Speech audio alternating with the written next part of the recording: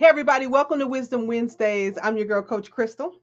And if you're just joining us, this is the platform where we have candid conversations with people who are translating their wisdom into a life that they would love living and giving us inspiration to move on. If you're just joining us, I'd like to welcome you into our community with our mantra that just says a lot of things happened before this, and I guarantee a lot of things are going to happen after this, but I promise to be here with you now. Please be here with me now. Tonight, we're going to talk to a new colleague of mine. His name is Khuram Hussain. And, I think there is a lot of kindred spirit here in the relationship of what we were just talking about with Dr. Goins about leading in love.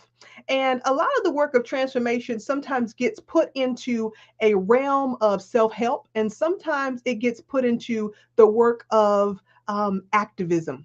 And I think our guest tonight, Dr. Hussain, actually blends a wonderful intersection of love and practice and education. And so I wanted to just have him on to have a conversation a little bit selfishly for myself, just to talk to him some more because I enjoy picking his brain, but also to bring the side of this coaching practice into an understanding for you that it is also a labor of love for me in terms of educating people to understand transformation so they can use those tools in their own lives. So without further ado, let's help me welcome Khuram Hussain. Hello, Khuram. How are you? Hello, still good evening. I am well and grateful Good. to be here. It's a pleasure to have you. It's a pleasure to have you. Listen, I always like to ask the guests to just go ahead and introduce yourself in your own words. How would you introduce yourself? As a great invitation, because oftentimes we're introduced with generosity, but maybe not in the terms that we would always think of. Yeah. Khuram Hussain, I am a father of three boys, and a husband, a partner, a son, and a community worker. Yeah. Yeah. Khuram, we have just been kind of introduced in a professional realm, right? But at the same time, we've been actually noticing that we've been noticing other people. We've been running in kind of concentric circles for a little bit of our lives and doing this work. Tell me a little bit about how you see your work and trajectory, or just like your life of service in the world. I think that it is always easier for me, at least, to look at these things in retrospect because, when I look at the trajectory of my life, I'm like, it just looks like a series of random choices. But then you look at how they piece together. And I think that what has been at the core of it has been really a deep desire to be in community and connection. And to really to find in myself again and again the courage and the will to work through the barriers that confront real connection.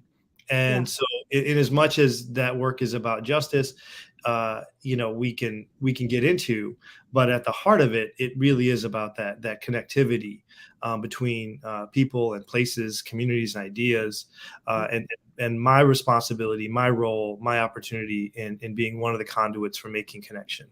Yeah. I think it's a powerful thing, right? The more we make connections, not only to ourselves, the inner connections that we kind of need to make to scaffold our personality and who we're going to be in the world, then sharing that connection with others becomes a very vulnerable space, right? And so a lot of times when we find ourselves in that vulnerable space, our tendency as human beings is to defend our position.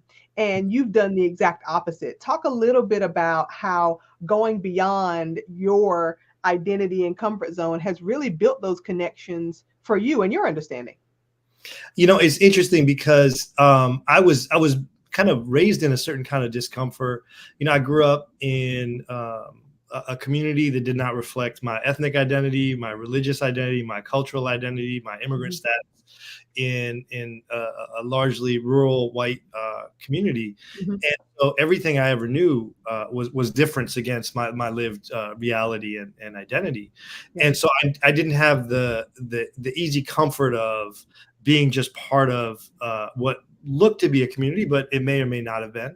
Mm-hmm. And I had to always work across difference, right? Whether it was explaining to a teacher or a parent food that I could or couldn't eat at school, or trying to explain the customs and celebrations that a Muslim child finds important. And Hmm. that I think taught me that building connections is always intentional, and always a way of finding a deeper kind of comfort. And Hmm. so a lot of times when I see groups that appear at one level to be really cohesive, I find if you look a little deeper, people just kind of happen by circumstance to be in certain spaces, but they're not a community. And Yeah. and so that's where I've found both my comfort is in stitching together intentional community, and also then uh, knowing that there's no other way. I have to put myself in that comfort, and so it's just become incredibly familiar for me, and it's almost like discomfort is my comfort zone, right? Like that Yeah. desire. Yeah. I come from a mentor who teaches that choosing discomfort is turning your discomfort into inquiry, right? And so a lot of times when we're comfortable in discomfort, it also means that we're comfortable not knowing the outcome. And a lot of times I feel, Corin, maybe you've experienced this, but I feel like a lot of times when we are on the precipice of change, people want to know how's it going to work and how's it going to turn out, right? And if you don't necessarily have all those answers, it puts people again in a vulnerable space. But that discomfort is really asking and begging for a better question, not necessarily how are we going to get through it, but what do we want to create? When you think about community, because I think I hear you saying, kind of parceling this out, and it's something that I've kind of experienced as well, that there are places that call themselves communities, but they've been cooperatively living together, right? Everybody has a role, they keep playing their role, they keep up the scene, everything keeps the train stays on the tracks, but they don't necessarily connect with each other. So, where do you think the difference between that kind of community and cooperative living is, and how do we bridge the gap? I think that first of all, I love the way that you framed it. When I met John Paul Lederach recently, who has done some powerful work around conflict transformation in his life, and he said something that I think is going to stick with me for a very long time. He said that the root of curiosity as a word is care. Yeah. And when I think about love, when I think about care, that's the power that curiosity offers. But curiosity, that sense of wonderment, requires us to suspend that need for control over how the story ends, Mhm. right? And that Yeah. willingness to just be curious.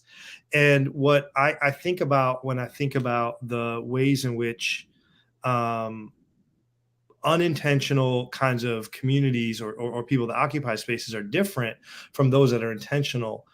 One of the things that really occurs to me is space and the way in which we become accustomed to using space and resources, right? And I've lived in a variety of communities, and I've experienced different kinds of segregation in each of those communities. Mhm. But growing up and living more and more in Rust Belt cities in the Northeast, what I've found is that the kind of spatial segregation that people find themselves in, and they act as though that's happenstance, also comes at a great price. It Yeah. comes at a price of anxiety. It comes at a price of fear, and it ultimately comes at a price of actually living a much more enriched sense of place.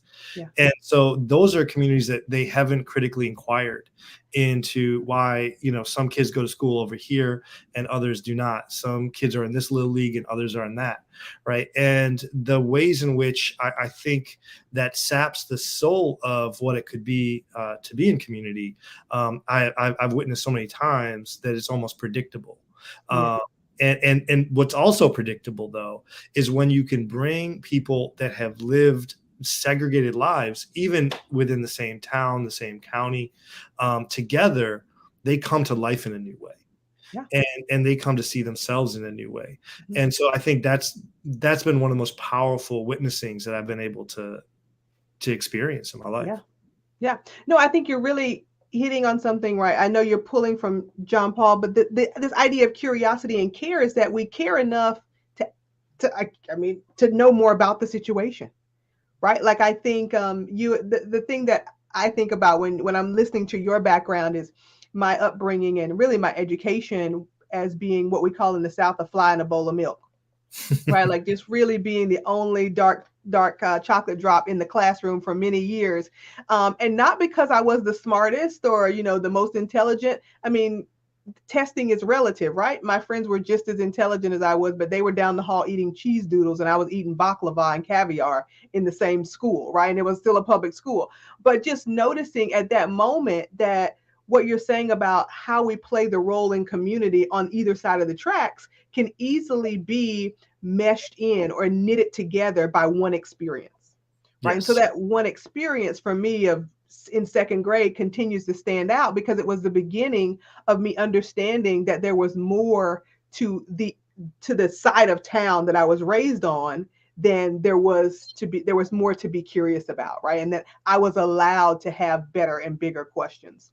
I think, it's in education, Quorum. I think we're often, asking students to ask bigger questions, Mm. but limiting their inquiry by a grade.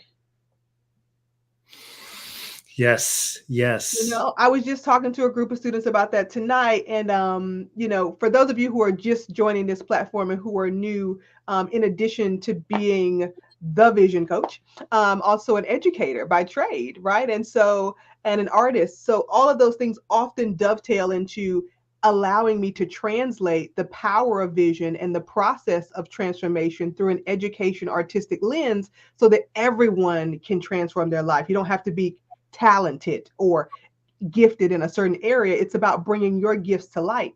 But how do we do that, Quorum, in a system that continues to have to analyze and assess? I love this question and bringing to life. And I love the gesture you made with your hands because I am reminded of what W.B. Du Bois defined as an education, which Mhm. is to draw forth human power, to Right. draw forth human power. Yeah. And if you're getting a sense of satisfaction from a grade, that's fine.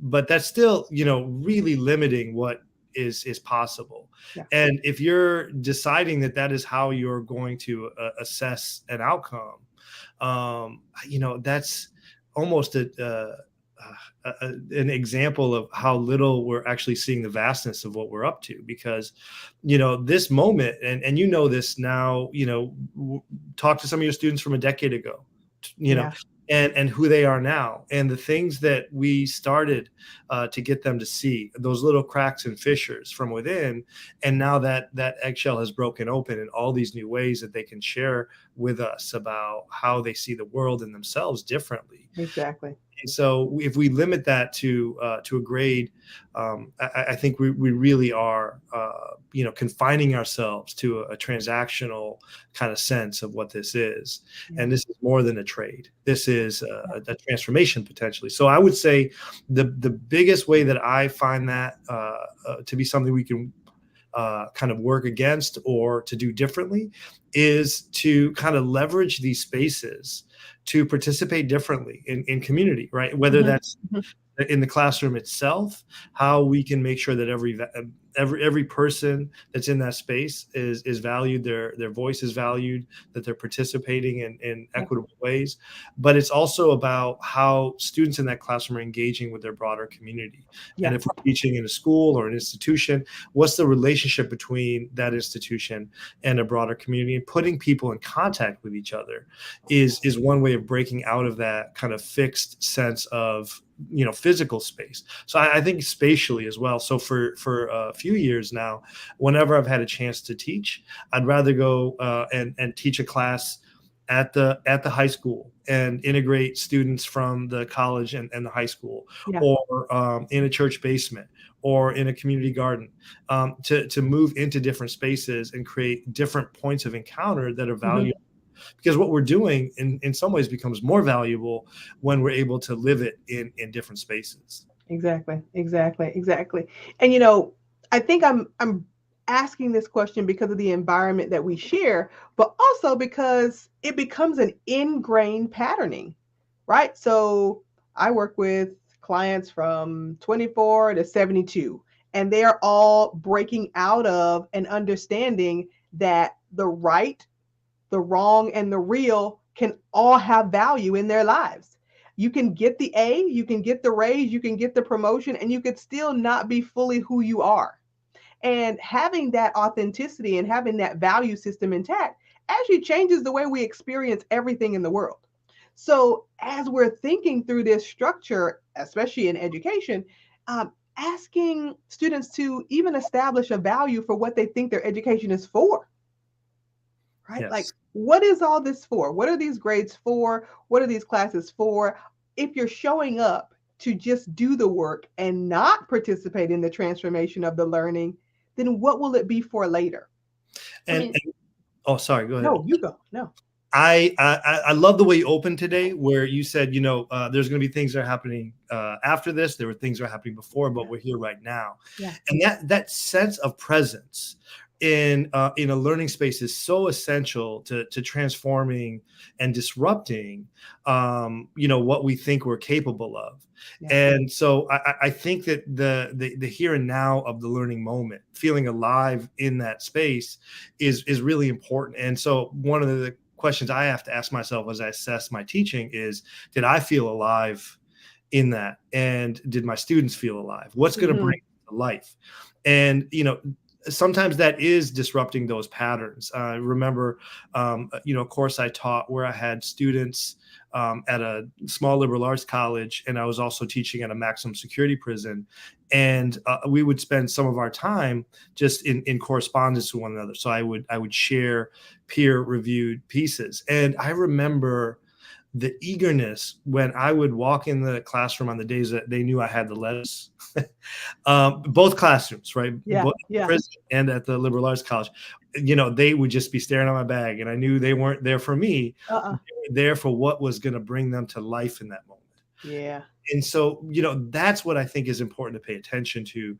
If we want them to see what is really possible from an education, it can't be talked about. It has to Mhm. be experienced, Yeah. and it has to be experienced right now. And so if Yeah. we create that urgency of experience in the moment, then we have a chance of disrupting some of those old patterns of kind of transactional, linear, straight line. I'm going to take this class and this class and this class, get this grade, and this grade, and it's going to lead to this job, Yeah. knowing full well that most of us are not going to be in the same profession or position our whole life. That it's going to Yeah. switch 2, 3, maybe more times. Yeah. What we have inside that shows up for each one of those opportunities. Yeah.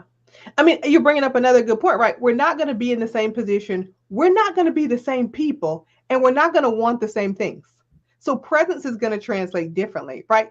I mean, we're talking about education and we're talking about the grade in the class, but this also happens in every part of our lives. The school, the graduate school, the car, the house, the spouse, the 2.3 children in the right school district, right? We're constantly trying to tick off what feels like to be the next right choice. But a lot of times, these right choices are not what we refer to as really being righteous, like in right relationship with our own gifts and calling. And so I'm wondering for you, Khuram, how did you start to make these righteous decisions for blending the work you're called to do and the positions that you take on? I love this question, and I had a wonderful conversation with a younger cousin of mine who graduated from college recently, and I loved that we spent so much of that conversation talking about um, that inner voice, and that voice that we are oftentimes not trained and prepared to really honor and listen to. And as it Mhm. grows louder and louder, the profound shift that it can make.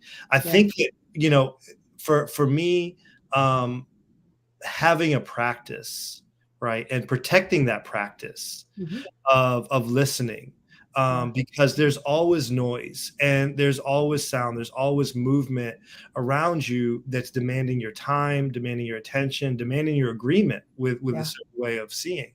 Yeah. And if part of you is not always in a state of quiet listening, or often enough in a state of quiet listening to the voice within, then we can see the after effects, right? We look Yeah. back.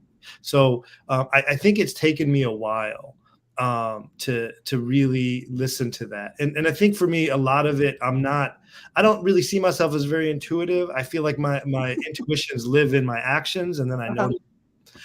But I think one of the first real shifts for me is I spent, the first half of my teaching life in a classroom, just thinking this is what I do. I'm a teacher in a classroom. Mm-hmm, mm-hmm. It was when I started to take my students and my sense of teaching out of the classroom that I realized those skills and methods, that passion and connection, were more universally relevant than I had ever realized. Yes. And when I realized that, I realized I was not necessarily a teacher by profession, or friend, a religion. and and I appreciate what he means by that, because there's this ineffable trust. There's a belief in the unseen of education, Mm-hmm. and what it means to draw out others' powers, also to draw out your own. And so I think to see as the practice and being a reflective educator who is, going into spaces in the spirit of drawing out others' capacities of my own, and that's where my truth keeps emerging. And when I can stay in that power, then I can feel that sense of being alive, and also that no matter, no mind if it isn't what other people are suggesting we should be doing or directing us to, because that becomes our true north. And so I have uh, the wish for everyone, especially myself, is that we have those around to remind us from where we get our power, Yeah. that let us know that this is who you really are. For me, oftentimes that's my spouse. Is she'll Mm-hmm. remind me when I'm losing track of who I am. She reminds me of who I am. Yeah. And I think we all need that kind of friendship or partnership or peer relationship or mentorship of someone saying, listen to the voice inside. Yeah. Yeah. I mean, I think you're bringing up an interesting point that I think some people might not give themselves credit for, is that intuition doesn't have to be in the moment. You can find and knit together intuition from reflection, right? And that, we like to use all these phrases like hindsight is 2020, but in a lot of times it doesn't 2020 doesn't the hindsight doesn't actually bring clarity. It just brings a sense of reflection. And Mhm. sometimes if you don't know where to go, if you don't have a true north or a vision for your life, then that reflection can easily have a slippery slope into shame, regret, fear. It can do a lot of other things. But if you have that understanding of your true vocari, right? Your we at Steps and Stages don't talk about vocations. We talk about what is your vocari, what is your real gift and calling, right? So when we have that real vocari, that understanding that this thing might not have a name yet, it might not have a title yet, but I'm going to keep doing it until I find a space for it and it becomes so fully a part of my gifting that the world can't deny it. Right? There's a folk tale about this archer, and she's in the forest and she's firing these arrows at this tree, and she goes to pluck the arrows and sees that there's these other arrows that are in the bullseye, and she goes around the village asking whose arrows they are, and they direct her to this home on the hill, and she knocks on the door, and there's this trickster, and she said, "Trickster, I didn't know that you were an archer." And he's like, "Yeah, sure, I'm an archer." And she says, "You made all those bullseyes?" He said, "Well, yeah, kind of. I kind of just shoot arrows, and then I take this red paint here and I make the circles around the arrows." I think it's a fun story. It's a playful story, but it's also a story about how we get to co-create our purpose Yes. with circumstances, and that sometimes it looks like our circumstances are a haphazard set of things that are just happening to us. Election, where we can say, I am going to make the decision about what the story is here, right? I have a choice here. I Yeah. can full in my reflection a different pathway in our mind, right? So then we will notice the next connection a little bit more clearly in terms of what it is that the past was trying to teach us about our purpose, Exactly. right? And Yes. not to just sort of let life happen to us. And Right. so that's where I see the reflection piece for me is it's not that I'm just a trickster making up a story, is that I am trusting that there was more going on than just what I could consciously kind of, and there always will be, right? I am, but one part of a vast, existence, and Exactly. even as there's a vast existence without, there's also the vastness within. And so I dishonor both by really something is really happening. And there's a Yeah. meaning to it. I have an opportunity right now with this storytelling brain, right? Because that's what we have, Yeah. is to tell the story. Yeah. And so for me, that story is rooted in a world that can be more just, that can be more kind, that can be more connected. Mhm. And if I give that up, I will be eaten up by a world that is consumed with injustice, consumed by inequality, Yeah. and in a rush to unloving treatment Yeah. of people. And people that do justice work, this is one of the challenges we have, is not only are we telling a personal story, but our personal story happens to also be a story about how we want to live with purpose in a world where we can be change agents and where we Yeah. cannot deny the harm that the world causes every moment, but also the healing that we want to be a part of. That requires a story. Otherwise, even the injustice that we're trying to work against will sweep us away. Yeah. It's true. It's true. I mean, everything has I think everything that we are amazing at, every gift that we have can become an addiction, right? And when we're addicted to something, we preface it over our own care, over our own needs, over our own inner voice and intuition. And I think what you're saying is also really connected to one of the teachings we have at Steps and Stages from my mentor Mary Morrissey, that just says the content of your life is the curriculum for your evolution.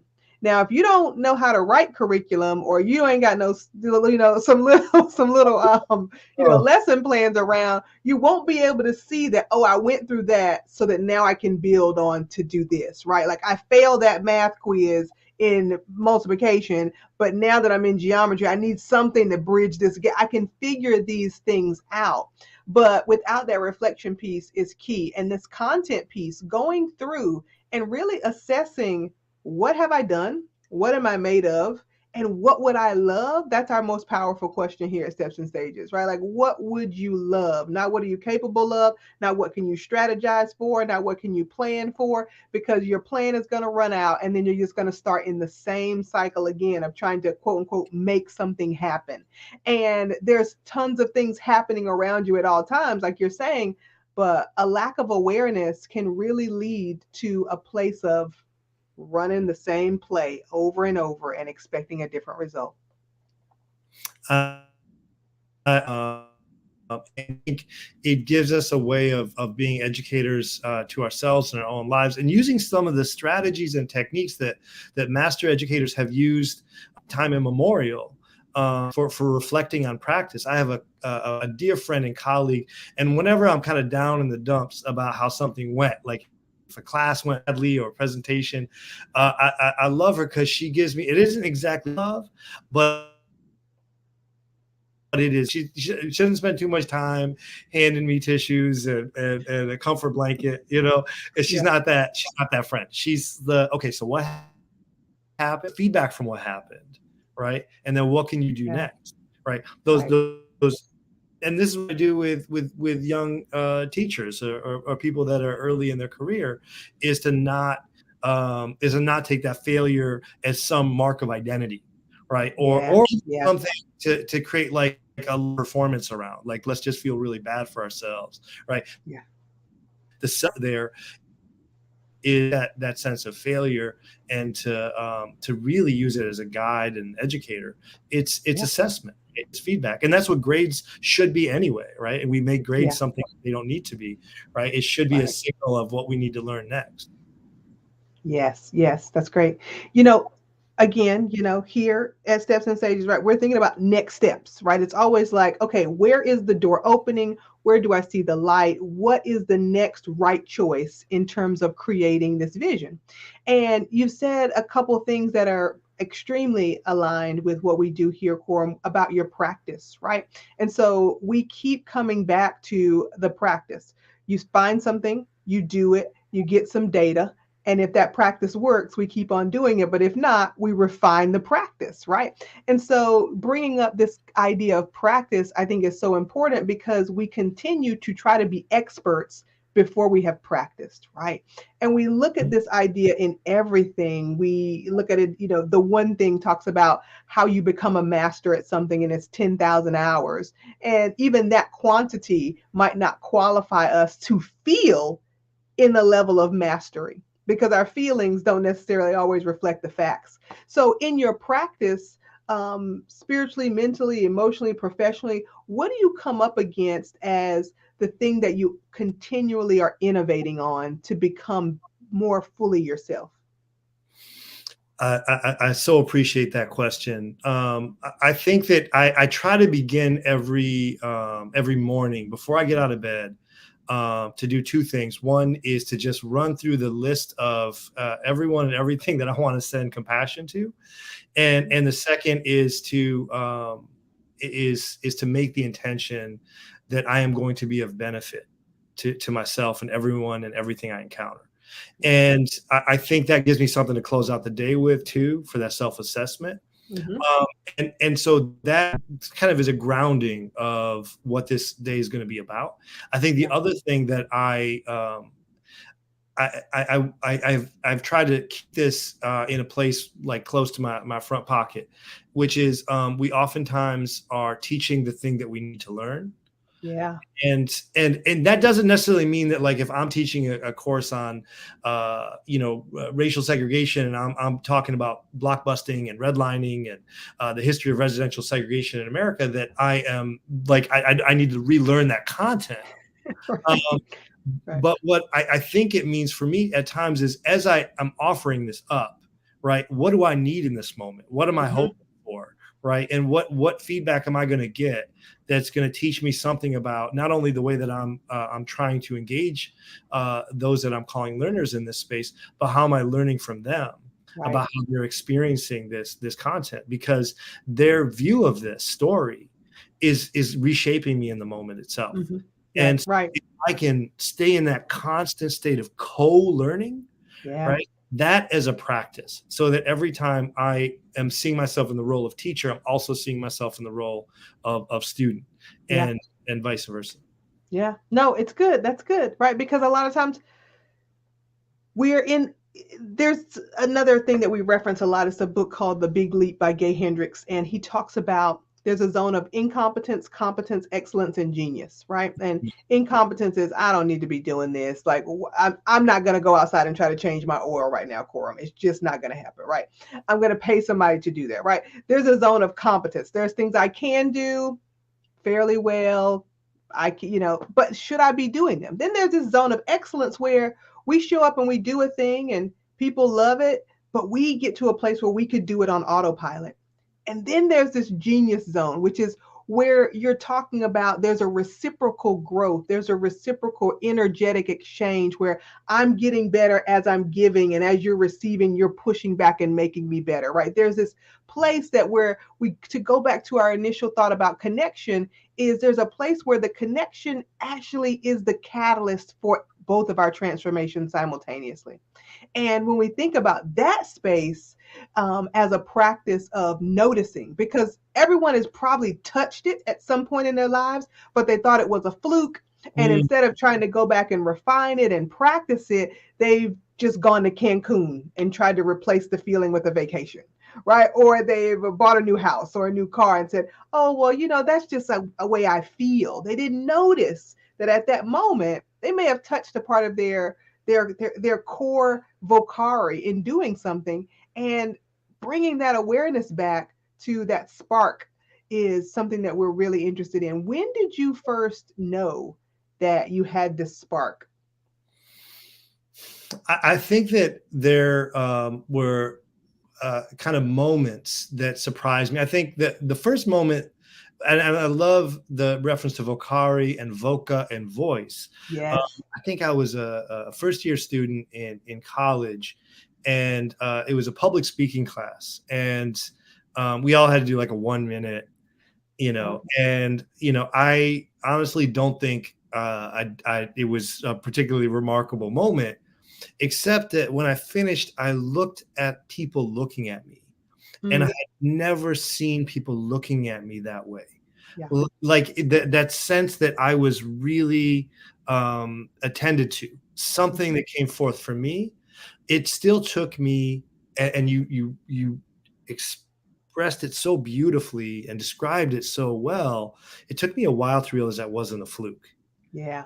that there was something alive, Yeah. and it was iterative. I think it was just again and again and again, and it's sort of like you know birth and death and rebirth. Like it just had to keep happening Hmm. until I finally let an older sense of self go, um, Yeah. and started to see that I have a voice that longs to be heard and longs to be connected. Yes. And so that was the beginning of it, and then it would evolve over time.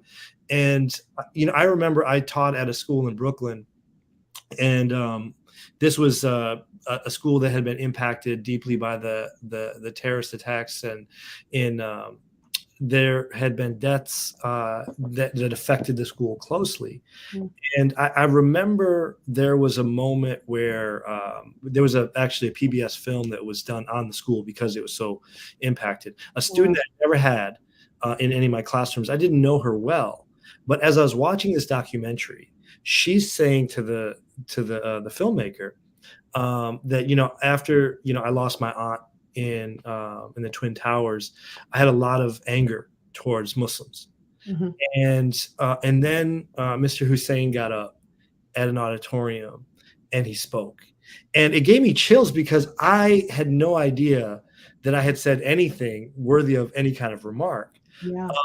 and that my very being, who I am, mattered. And Yes. so I think that it was an evolving sense of voca, right? Because it was not only that I was, finding a voice, but I'm finding a voice living in this vessel, right? And Hmm. this body and this skin with this name, with this faith tradition, right? Hmm. And all the things that it evokes in others, Yeah.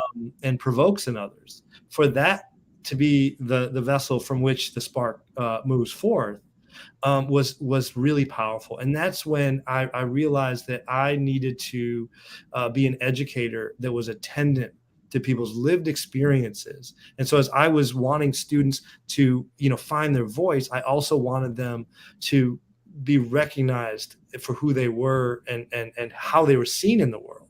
Yeah. And that's been an ongoing evolution, and that is absolutely true for all identities, right? I Hmm. mean, there's those that we meet in our world that say, I live in a world where I don't see color, right?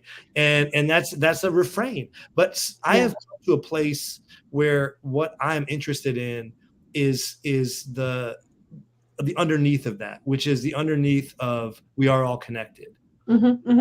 We're there in the way that they're saying it, but what I see as the connection is how does my voice and how does their voice come together for a conversation, right? Right.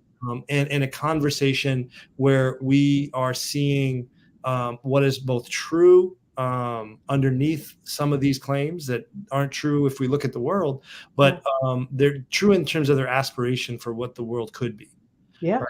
And so that's the other piece of Voca is it grows and is evolving and is expansive, and it looks beyond a future that we can even imagine.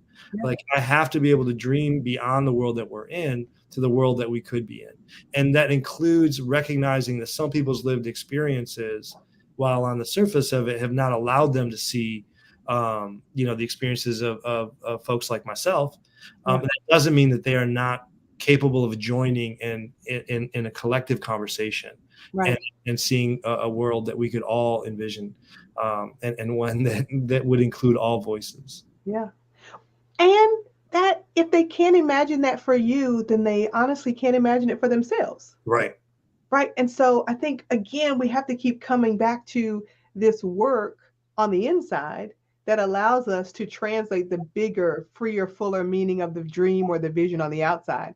I mean, I was going to ask you the question that we ask everybody this year, Coram, which is, when's a place that you've had to surrender? But I think you just told us. We've been led by this guiding principle of Pico Eiler that's running by at the bottom of the screen that says you're only as powerful as your readiness to surrender. That is your strength, right? And over again, our vocari, our voca calls to us in ways that we might miss it, but it keeps coming up.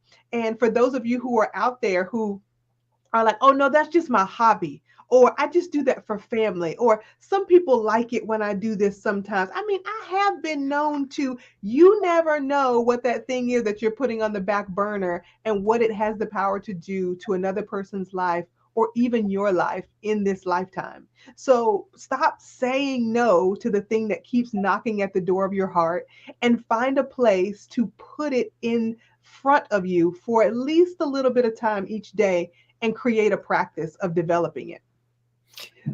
One of the practices that I love doing every day is noticing other people's power and being corny enough to say it to them. Right. And, it's not something that is one-sided. Right. Because every time I can notice that spark that maybe somebody is putting on the back burner, I am also affirming that I have something too. Right. Yes. And so that becomes a more present and forward-facing part of my reality every time I can, try to do the same is to bring awareness to other people about their power. Yeah, it's amazing. Coram, we don't want to keep you too long. Thank you so much for not just sharing your time with us, but your story, your practice, and your vision for the world. If you all are just joining us, again, I'd like to welcome you to the Steps and Stages community. And if you are ready to put the pieces of your life together, join us live, Vision Camp Live in Burlington, Vermont on November 19th. Your girl, Coach Crystal, will be there. There'll be tools, treats, and transformation. And we cannot wait to host this event in a state that has allowed me to continue to build the vision. And if you don't live in Vermont, there's planes, trains, automobiles. We can help you find a hotel. Don't miss your opportunity to invest in yourself. Listen, there'll be a link below this for you to register. Tickets are on sale now. There's limited seating, but don't miss the opportunity to say yes to something that you may not think is right for you, but is a righteous decision to become you. Khuram, thank you so much again for joining us. Thank you for being a part of the Steps and Stages community. I can't wait to continue to see your vision come to fruition. Thank you, Coach Crystal. Thank you for your inspiration. Many thanks. Thank you. Good night, everybody.